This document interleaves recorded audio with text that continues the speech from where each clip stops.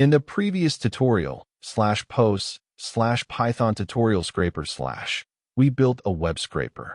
Now let's build an automation script, a file organizer that sorts files by type, processes CSV data, and logs everything properly. Let's break it down. File type categories first. We define what types of files exist. Files that do not match any category go into other.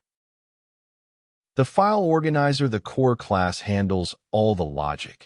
The organize method handling name conflicts. If photo.jpg already exists in the target folder, we create photo_1.jpg.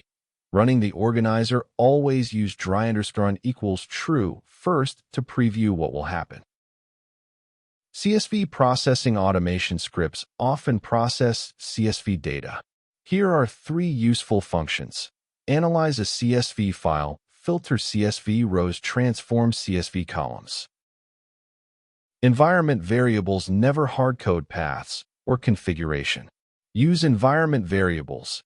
Usage. For more complex configuration, use Python.env to load .env files. File utilities, human-readable file sizes, finding duplicate files. Generating reports, save the results as a text report and a JSON file. Scheduling tasks for running your script on a schedule. Using the schedule library, using OS-level scheduling. Production. For production, use your operating system scheduler.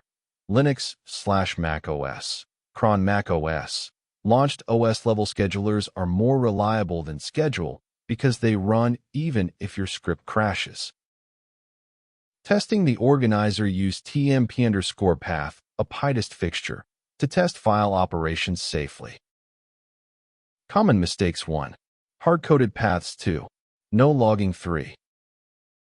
Packaging as a standalone script, create a pyproject.toml to make your script installable. After pip install, you can run organize from anywhere.